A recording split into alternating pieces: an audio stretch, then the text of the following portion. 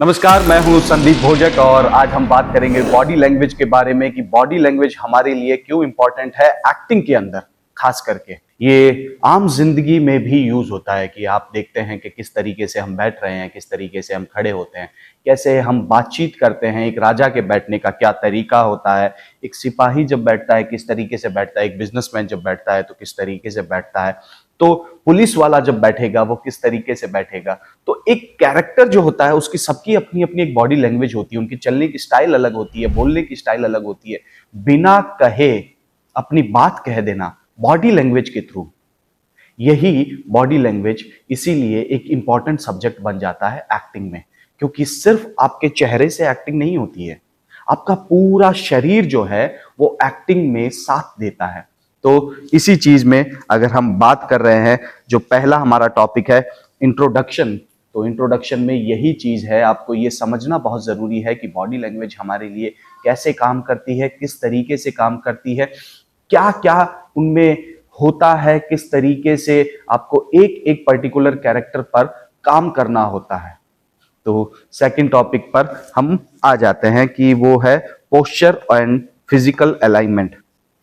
अब पोस्चर में क्या है कि आपको सबसे पहले अपने पोस्चर को सही करना होगा। पोस्चर को सही करने का अर्थ है कि यदि आप खड़े किस तरीके से होते हैं, यदि आपकी कमर इस तरीके से झुकी हुई है और आपकी गर्दन थोड़ी सी टेढ़ी है, तो वो आपके लिए काम नहीं करेगा। आपको सबसे पहले अपनी बॉडी पोस्चर को एकदम स्ट्रेट वे में रखना होगा। उसके लिए डेली लेवल पे आप एक्सरसाइज करना शुरू कीजिए, अपने पुशअप मारना शुरू कीजिए, जिसकी वजह से आपकी कमर जो है वो बिल्कुल सीधी होनी शुरू हो जाएगी, क्योंकि हर कैरेक्टर के हिसाब से आपको अलग अलग एक्सरसाइजेस करनी है। और फिजिकल अलाइनमेंट मतलब पूरी की पूरी आपकी बॉडी जो है उसका अलाइनमेंट सही है कि नहीं है।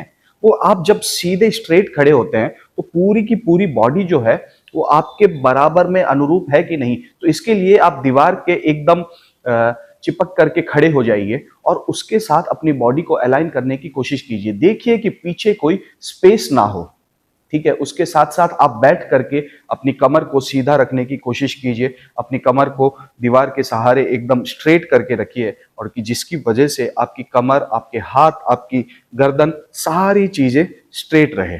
तो ये सबसे पहली चीज आपको कंट्रोल करनी है अपनी बॉडी अलाइनमेंट को सही करने के लिए। इससे होगा क्या कि आप कोई भी कैरेक्टर करेंगे तो उसके अकॉर्डिंगली आप उसको स्विच कर सकते हैं।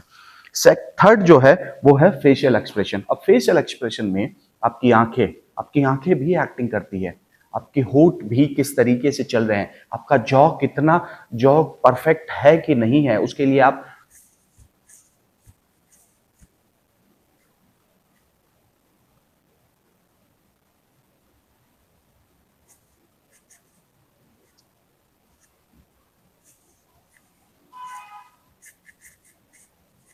ये सारी एक्सरसाइजेज आप कर सकते हैं।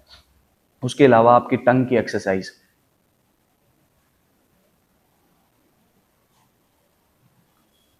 अंदर की तरफ रोटेट करना है, टंग को बाहर निकाल करके ऊपर नीचे की तरफ। तो इसी तरह से आप अपनी टंग की भी एक्सरसाइज कीजिए, साथ ही साथ अपने फेस की एक्सरसाइज कीजिए, फेस को पूरा मसाज कीजिए डेली लेवल पे, जिससे क्या होगा कि आपके चेहरे के अंदर कहीं पर भी जो डेड मसल है वो रिएक्ट करना शुरू करेगी, जिसकी वजह से आपके फेशियल एक्सप्रेशन खुल करके आएंगे। आपकी आंखें किस तरीके से कंट्रोल में है कि नहीं है, आप आपका चेहरा जो है कहीं ऐसा बोलते वक्त टेढ़ा तो नहीं होता, क्योंकि आप डायलॉग बोल रहे हैं और टेढ़ा हो रहा है, तो उसको रिकॉर्ड करना शुरू कीजिए और उसको सुधारने की कोशिश कीजिए। इससे क्या होगा कि आपके फेस एक्सप्रेशन जो है वो खुल करके आना शुरू होंगे। फोर्थ जो है वो है आई कांटेक्ट। अब आई कांटेक्ट बेसिकली क्या है कि आप जब किसी कैरेक्टर को करते हैं तो उसमें आंखों से ही जब आप अपनी बात कह देते हैं, तो उसके लिए अलग एक्सरसाइज हमने अलग टॉपिक में बताया है, अलग वीडियो में बताया है। और बेसिकली अगर हम कहीं पर गुस्सा कर रहे हैं तो हमारे गुस्से वाली आईज जो होगी वो अलग होगी, सीरियस अलग होगी, नर्वस अलग होगी, खुशी वाली आंखें अलग होगी, गम वाली आंखें अलग होगी। तो वो सारे फेस के एक्सप्रेशन आईज के साथ, और यदि आप किसी को बिना ब्लिंक हुए कंटिन्यूसली देख रहे हैं, सीधी से बात कर रहे हैं, तो वो आपके कैरेक्टर को होल्ड करता है। यदि आप बार बार बात करते करते अपनी आंखें ऐसे ऐसे ब्लिंक कर रहे हैं तो आपका कैरेक्टर का जो इमोशन है वो ब्रेक हो जाता है, सामने वाला आपके साथ कनेक्ट नहीं कर पाता। यही आप कंटिन्यूअसली आंखें एकदम खोल करके और सामने वाले से बातचीत करते हैं, अपनी आंखें से आंखें मिला करके, तो वो कैरेक्टर में एक होल्ड लेकर के आता है। तो उसके लिए आपको अपनी आंखों की रेगुलर लेवल पे एक्सरसाइज करनी है। फिफ्थ जो है वो है hand gesture and arm movement. तो हैंड जेस्चर, आप बात करते वक्त अपने हाथों को कितना हिलाते हैं, क्या आपके हाथ एकदम फिक्स खड़े रहते हैं? क्योंकि जब आप कोशिश कीजिए कि जब आप ऑडिशन दे रहे हैं तो अपने हाथों को देखिए, आपके हाथ जो है वो एकदम स्टिफ हो जाएंगे। आप अपने हाथों को पॉकेट में डालने की कोशिश करते हैं या इस तरीके से एकदम अपने आप को बांध लेते हैं और अपनी बॉडी को पूरा स्टिफ कर देते हैं, तो वो मजबूत नहीं होनी चाहिए। स्टिफ जो है एकदम हार्ड नहीं होनी चाहिए। बॉडी को एकदम रिलैक्स छोड़ करके आपको अपने हैंड जेस्चर और आर्म मूवमेंट करने हैं। कि यदि आप किसी से बात कर रहे हैं, यस सर मैं वहां पर जा रहा था एंड मैंने अचानक से वहां पर देखा कि पता नहीं वहां पर क्या हुआ, एंड आपके हाथ कितना मूवमेंट कर रहे हैं। तो अलग अलग डायलॉग्स के अकॉर्डिंगली अपने हाथों को मूवमेंट करते हुए प्रैक्टिस करना शुरू कीजिए। उसके अलावा डेली लेवल पे हाथों की एक्सरसाइज पूरी रेगुलर लेवल पे करते रहिए, जिससे क्या होगा कि आपके हैंड जो है मूवमेंट ऑटोमेटिकली आपके डायलॉग के साथ साथ आना शुरू हो जाएगी। सिक्स जो है walking style and movement pattern. Walking style क्या है? अब राजा के चलने का स्टाइल अलग है, सिपाही के चलने का स्टाइल अलग है, एक इंस्पेक्टर के चलने का स्टाइल अलग है, उनकी मूवमेंट खड़े रहने का तरीका अलग है, वो किस तरीके से मुड़ रहे हैं। एक सिपाही जो है वो परेड करता है तो वो किस तरीके से घूमता है। आपको स्टेज पर किस तरीके से घूमना है, कैसे आपको बात करना है, कैसे आपको स्टैंड करना है। तो ये सारी जो स्टाइल्स है, अब इसके लिए आपको क्या करना है? बेसिकली आपको पहले कभी इमोशनल वॉक करना है, दुखी में आप चल रहे हैं, एक एक्सप्रेशन को अपने अंदर होल्ड कीजिए, दुखी एक्सप्रेशन को, और फिर चलना शुरू कीजिए। फिर हंसी वाले एक्सप्रेशन को, हास्य रस को अपने अंदर लेके आइए, फिर चलना शुरू कीजिए। फिर किसी राजा के कैरेक्टर को महसूस कीजिए, फिर चलना शुरू कीजिए। और अलग अलग मूवमेंट पे ध्यान देना शुरू कीजिए कि आप खड़े हो रहे हैं तो कैसे खड़े हो रहे हैं, यदि आप चल रहे हैं तो कैसे चल रहे हैं। तो उन सारी छोटी छोटी बारीकियों को नोट करना शुरू कीजिए।